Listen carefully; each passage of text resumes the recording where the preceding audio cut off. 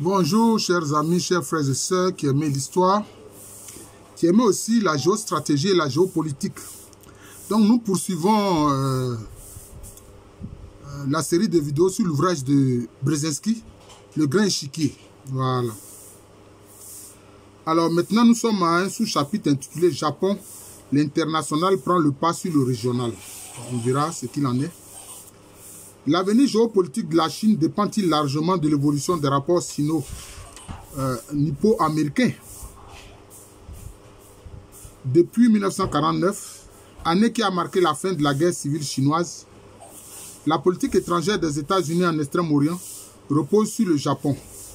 Ça, ce n'est pas vrai. Comment ça repose sur le Japon? C'est vrai. Ils considèrent que le Japon est un allié. Mais le Japon est très mécontent des États-Unis parce que leur base d'Okinawa ne plaît pas aux Japonais. À l'origine simple site de l'occupation militaire américaine, le Japon est par la suite devenu la base de la présence politico-militaire des États-Unis dans la région Asie-Pacifique. Mais est-ce qu'un État qui aspire à être souverain est content qu'un autre État ait sa base militaire chez lui? Voilà le problème. Mais lui, il trouve que les Japonais pensent que c'est normal, alors que ce n'est pas normal. Non, les Japonais n'approuvent pas dans leur cœur, pas du tout. Voilà. Ainsi, son allié mondial le plus important, le Japon, est en même temps un protectorat en matière de sécurité. L'émergence de la Chine pose cependant la question de savoir si la relation étroite nouée entre ces deux pays perdurera. C'est vrai, les Japonais ont été traumatisés par les deux bombes atomiques. Little Boy, Fat Man à Hiroshima et puis Nagasaki. Ça les a traumatisés. Parce qu'ils ont eu un passé militaire impérialiste et souvent très cruel en Asie. Et donc, c'est comme si après cette guerre-là, la guerre du Pacifique, ils ont un peu confié leur défense aux États-Unis. Mais je pense que c'est à leur corps défendant. Ce n'est pas qu'ils sont contents de faire cela. Ouais, mais ce sont les conséquences de la guerre du Pacifique, voilà, qui les a amenés à faire cela. Et à s'appuyer sur la protection militaire des États-Unis.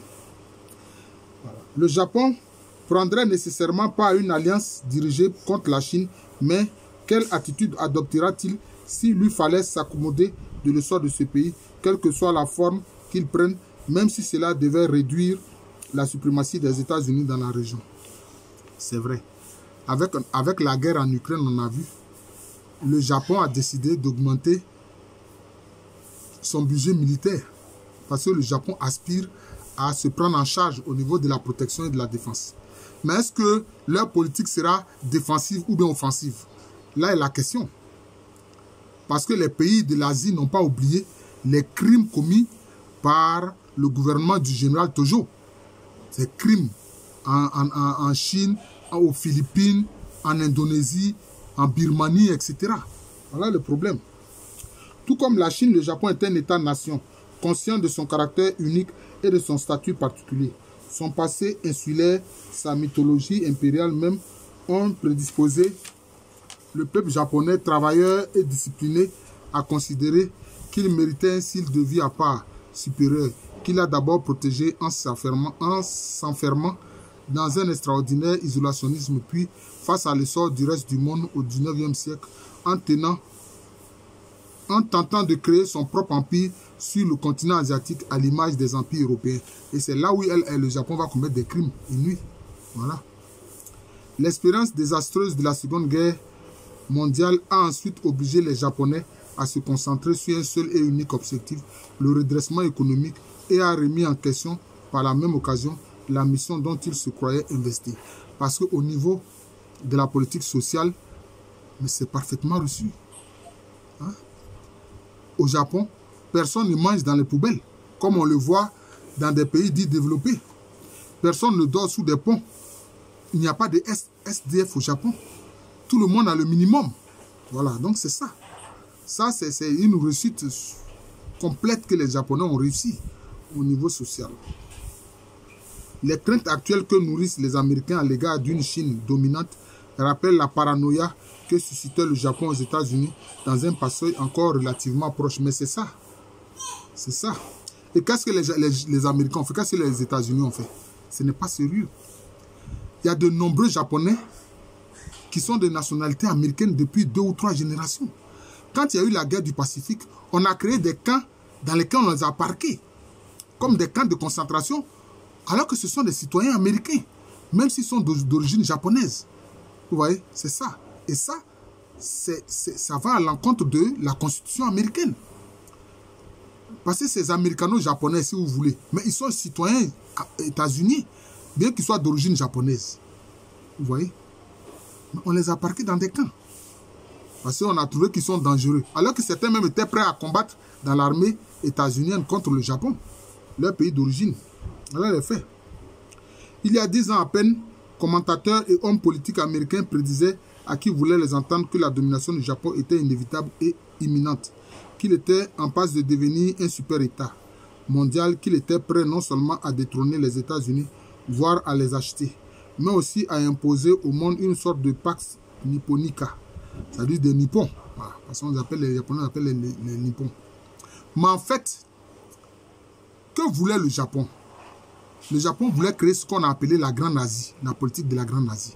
Parce qu'eux, ils ont subi l'impérialisme des Européens et des Américains. Ils ont subi l'impérialisme des Européens et des Américains. Et quand ils sont devenus une nation puissante, ils ne voulaient plus que cela arrive. Mais ils voulaient faire de toute l'Asie leur zone de domination à l'exclusion de toute autre puissance. C'est pour ça qu'ils ont attaqué la base navale de Pearl Harbor. Parce que pour eux, c'était l'Asie aux Asiatiques, mais sous la domination et la houlette et le leadership du Japon. Voilà ce que les Japonais voulaient, c'est ça. Le phénomène ne s'est pas limité aux États-Unis. Les Japonais eux-mêmes ont pris le relais, publiant dans leur pays nombre de best-sellers soutenant la thèse que le Japon était destiné à l'emporter sur les États-Unis dans la bataille pour la technologie de pointe et qu'il deviendrait bientôt le centre d'un empire mondial de l'information. Face à une Amérique vouée au déclin en raison de l'usure de l'histoire et du laisser-aller social, ces analyses hâtives négligeaient la vulnérabilité dont souffrait et souffre encore le Japon. Il est vulnérable aux moindres perturbations des échanges commerciaux mondiaux et plus encore aux perturbations de l'équilibre mondial en général, et il est en proie à des faiblesses nationales d'ordre démographique, social et politique. Je ne suis pas totalement d'accord, parce que quand les Japonais ont commencé à occuper des territoires en Asie, ils ont commencé à exploiter les matières premières de ces pays-là. Ils ont commencé à exploiter les matières premières de ces pays-là. Voilà. Donc, ils n'étaient pas aussi faibles que cela, non. Non. Donc, les faiblesses nationales d'ordre démocratique. Justement, le Japon était surpeuplé. C'est pour ça qu'on les a vus occuper toutes même des petites îles comme Guadalcanal, etc. Les petites îles, ils ont commencé à les occuper. Voilà. Et ils ont voulu faire en fait de la Corée un Japon bis. Voilà. Obligeant même les Coréens à abandonner leur culture et leur langue, à parler japonais, à écrire, à utiliser l'écriture japonaise et à épouser les coutumes des Japonais. C'est comme ça. Bon. Ils ont même tenté cela avec une région de la Chine qu'on appelle la Mandchourie. Ils ont même créé un état fantoche qu'ils ont appelé le Manchukuo, qui était une sorte d'appendice d'état sous la domination du Japon. Voilà, c'est ce qui s'est passé. Le Japon a beau être riche, dynamique et économiquement puissant, il n'en est pas moins un état isolé dans sa région et politiquement limité dans la mesure où il est tributaire d'un allié puissant qui s'avère être non seulement le garant de l'ordre mondial, si crucial pour le Japon, mais aussi son principal rival économique, c'est-à-dire quoi, les États-Unis. Non, c'est pas ça qui fait la faiblesse du Japon. Les nouvelles générations de Japonais qui ne ressentent plus la honte et le traumatisme infligés par la Seconde Guerre mondiale n'accepteront sans doute plus très longtemps la position qu'occupe aujourd'hui le Japon, à savoir celle de puissance économique respectée dans le monde, mais qui d'autre part favorise l'expansion du pouvoir américain. Ah, mais c'est ça. À l'instar de la Chine, mais de manière moins prononcée, le Japon est un pays qui ne se satisfait pas du statu quo mondial, et ce pour des raisons relevant de l'histoire des questions d'amour propre. Il a le sentiment, à juste titre souvent, qu'il est en proie d'attendre une reconnaissance réelle de son statut de puissance mondiale, mais il est également conscient du fait que sa dépendance vis-à-vis des États-Unis en matière de sécurité est utile, certainement, et même rassurante pour ses voisins asiatiques, mais constitue un obstacle à cette reconnaissance. Comme je l'ai dit, c'est à son corps défendant que le Japon laisse sa défense aux États-Unis. Sinon, ils ont montré la capacité d'être une puissance militaire. Voilà, ils étaient une puissance militaire. Il faut comprendre ça. Par ailleurs, l'influence grandissante de la Chine sur le continent asiatique et l'idée qu'elle rayonnera très vite sur des régions maritimes d'importance économique vitale pour le Japon ne font qu'intensifier le sentiment ambigu que lui inspire son avenir géopolitique. De son côté, le Japon se sent profondément proche de la Chine, culturellement et sur d'autres plans, et croit confusément à une identité asiatique commune. Mais ce n'est pas faux. Parce que, par exemple, au plan spirituel, au Japon, c'était le Shinto, que les gens appelaient shintoïsme, c'est le Shinto. C'est ça, je peux dire, les pratiques spirituelles traditionnelles. Mais ce sont les Chinois qui ont introduit le bouddhisme. Ce sont les Chinois qui ont introduit le taoïsme, parce que le taoïsme a influencé le Shinto. Et puis l'écriture du Japon est issue de l'écriture chinoise. Ouais, donc ils doivent, culturellement, ils doivent beaucoup à la Chine. Le Japon doit beaucoup à la Chine. Ça, il faut le reconnaître. De l'autre, la Chine représente aux yeux de nombreux Japonais l'éternel rival, l'ennemi héréditaire et une menace pour la stabilité de la région. Bon, ça, est-ce que c'est exactement le cas? C'est parce que, bon, ils ont commis des crimes terribles en Chine. Par exemple, l'unité 731, qui était censée être une unité de recherche scientifique au plan médical, mais qui prenait les Chinois comme des cobayes. C'est malheureux. Aussi, le lien de sécurité qui unit les États-Unis devient-il plus important que jamais. Même s'il accroît le ressentiment des nationalistes les plus fervents face aux restrictions agaçantes imposées au Japon en matière d'indépendance politique et militaire. Mais ce sont les États-Unis qui font cela. On peut dresser une comparaison rapide entre la situation du Japon en Eurasie extrême orientale et celle de l'Allemagne en Eurasie extrême occidentale. L'un comme l'autre sont le principal allié des États-Unis dans la région concernée. Mais quand ils disent que c'est des alliés, moi je ne comprends pas. Hein. Pourquoi ils disent ça? Ce sont des alliés à leur corps défendant parce que les troupes américaines sont encore stationnées en Allemagne. Et ils voulaient aussi rester en France. C'est De Gaulle qui a insisté pour que les Américains retirent leurs troupes militaires de la France. Et je ne suis pas sûr que les nationalistes allemands soient contents que les Américains, les États-Unis aient leur base dans leur pays. Ça, c'est pas sûr. Voilà. L'un comme l'autre ont des institutions militaires dignes de ce nom. Même si ni l'un ni l'autre ne sont indépendants en la matière. L'Allemagne est limitée par son adhésion militaire aux forces de l'OTAN, mais c'est ça. Tandis que le Japon souffre des restrictions que lui impose sa constitution, dont l'élaboration était influencée par les États-Unis et par le traité de sécurité qui le lie aux États-Unis. Parce qu'ils n'ont jamais voulu, ils ne veulent plus que le Japon soit une puissance militaire. Voilà. Parce qu'ils ont vu la capacité combattante des Japonais avec ce qu'on a appelé les kamikazes. Des avions qu'on utilise comme bombes pour venir fracasser, n'est-ce pas, les navires de guerre États-Unis. L'un comme l'autre sont des puissances commerciales et financières exerçant une domination sur leur région et reconnues à l'échelle mondiale. L'un comme l'autre peuvent être considérés comme des puissances quasi mondiales et les deux pays sont irrités devant le refus insistant qu'on leur impose de faire partie des membres permanents du Conseil de sécurité des Nations Unies. Le refus qui revient à leur dénier toute reconnaissance officielle. Bon, mais le Japon n'a jamais cherché à être membre du Conseil de sécurité. L'Allemagne non plus, parce qu'on constate que ceux qui sont membres du Conseil de sécurité, ce sont des puissances nucléaires. Ce sont des puissances nucléaires, ça, c'est ça.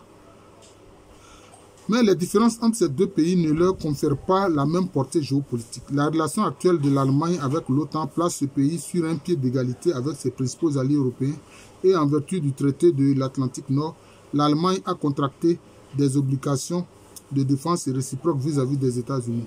Le traité de défense nippo-américain prévoit l'obligation pour les États-Unis de défendre le Japon, mais n'envisage pas le recours, ne serait-ce que symbolique, aux forces armées japonaises pour la défense des États-Unis. En réalité, ce traité n'est que la codification d'une relation de protection.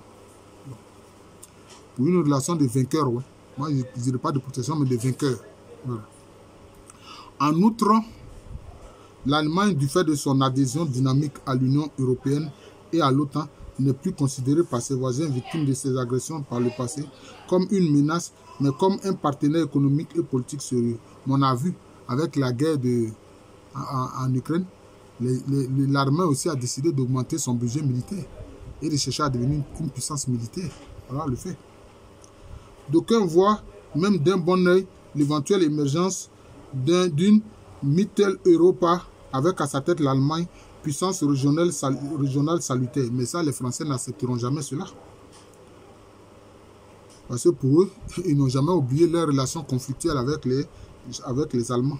Une pareille attitude serait peu envisageable de la part des voisins asiatiques du Japon, qui ont conservé une grande animosité envers lui depuis la Deuxième Guerre mondiale.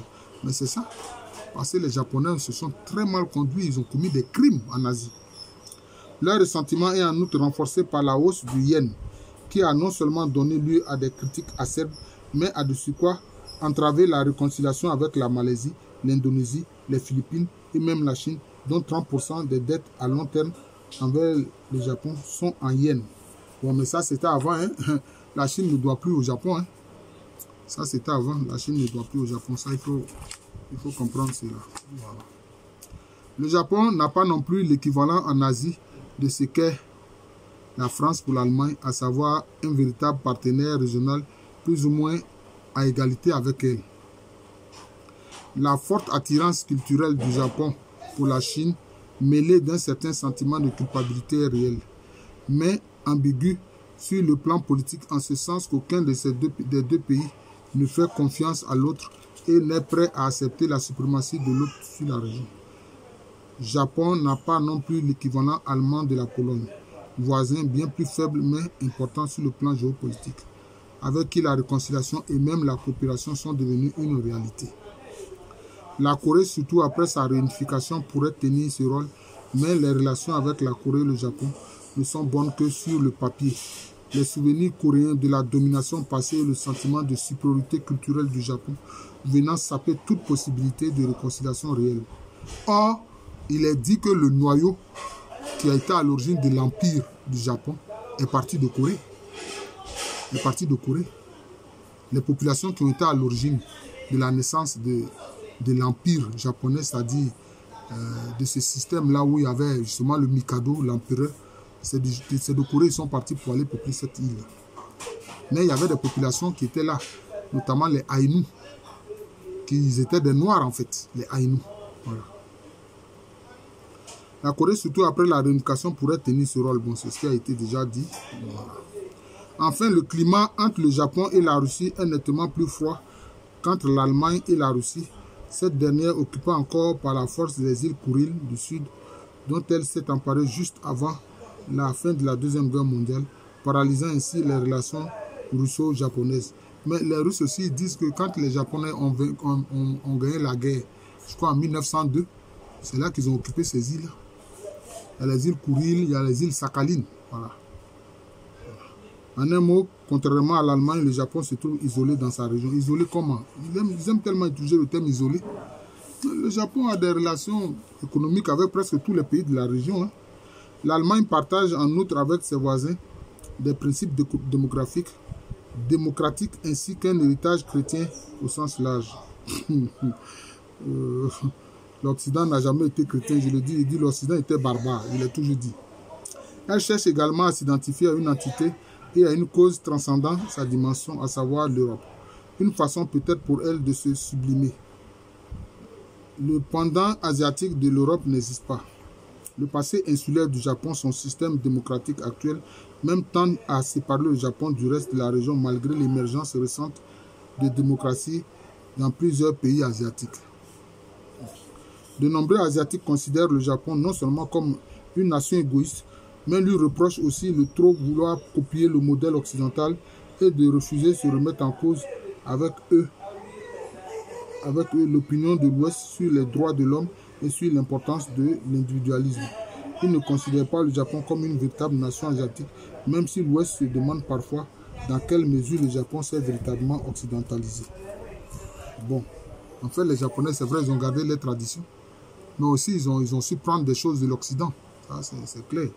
Mais n'empêche que depuis la fin de la Seconde Guerre mondiale et je peux dire l'apparition du Japon nouveau, C'est le même parti qui règne, hein. C'est le même parti qui est au pouvoir. Hein. Les autres partis là ne sont jamais parvenus à prendre le pouvoir. Voilà, c'est cela. Donc je pense qu'on peut s'arrêter là. On est à 20 minutes. Voilà, donc on vient de voir ici, je peux dire, l'analyse de Brzezinski sur la situation du Japon en Asie. Voilà, le Japon en Asie. On va s'arrêter là. Je vous remercie. C'était le commentaire encore de l'ouvrage de Brzezinski, Le Grand Échiquier. Dans ce chapitre, il aborde la situation du Japon en Asie. Voilà. Ici, le professeur Alou Kwame René, professeur titulaire d'histoire à l'Université Philosophe Moyenne, Université qui Abidjan. C'est à Cocody, c'est en Côte d'Ivoire, un pays situé en Afrique de l'Ouest.